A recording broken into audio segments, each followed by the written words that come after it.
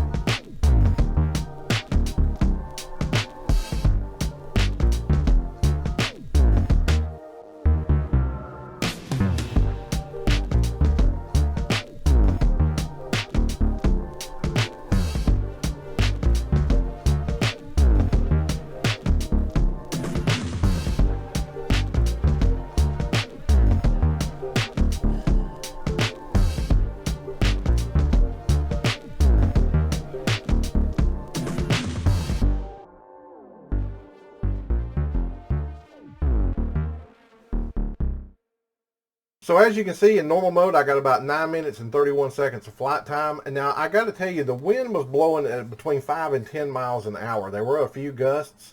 And as you can see, I went a little higher than you should with a Cinewhoop. Cinewhoops and this Avata are really made to fly low to the ground.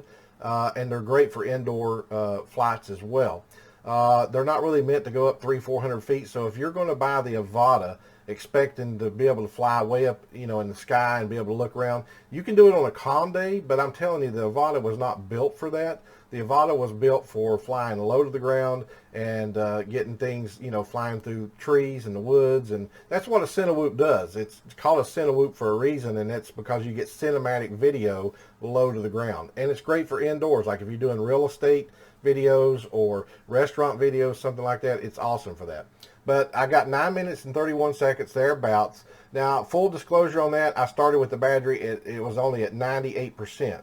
The battery was. I don't know what happened to the other 2%, but it was full. But when I got my goggles on, it was only 98%. So I don't think that affected it that much, but it might have got a full 10 minutes of flight. And I also stopped it at 24%. I could have flown it all the way down probably to 10 or 11% and maybe got up there to about 12 minutes of flight time, but it kept trying to go into return to home and I kept having to stop it. And so finally I just, at 24%, I said, well, let me just go ahead and land it. So in a regular use situation, I got about 9 minutes and 31 seconds. Now in sport mode, you noticed I got about 8 minutes and 20 seconds.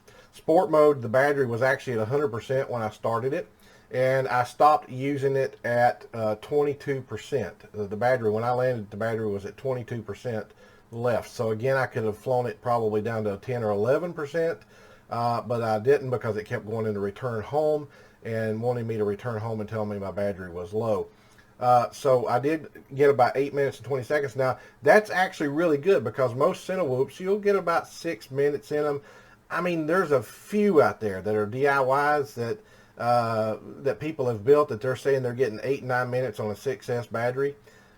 I don't know. I'm not going to doubt them. But all in all, most Cinewhoops are going to get you about 6 minutes of flight time with an average of about 4 minutes of flight time. So getting 8 minutes and 20 seconds or 9 minutes and 30 seconds is absolutely phenomenal, because that means on one brick, which a brick is a battery in case you're new to this, on one brick you could you could do a whole real estate, a 3,000-4,000 square foot building or house, and just on that one battery. So I think it's got some great flight time. It's not the 18 minutes that DJI says you're going to get, but we all kind of knew that anyway. But it's important for newcomers to this, people that's never flown before, to understand you're not going to get 18 minutes of flight time. Not at all, unless you're just going to sit indoors and just hover for 18 minutes. That'll be the only way you'll get it. When you're actually flying, you're going to start draining that battery. So just understand that if you're a newcomer to FPV drones or to drones in general, okay? So that being said, I hope you enjoyed this video. Please give it a like and be sure to subscribe to the channel if you haven't already done so. We really do appreciate it. And we'll have more videos like this coming up. So until next time, we'll see you.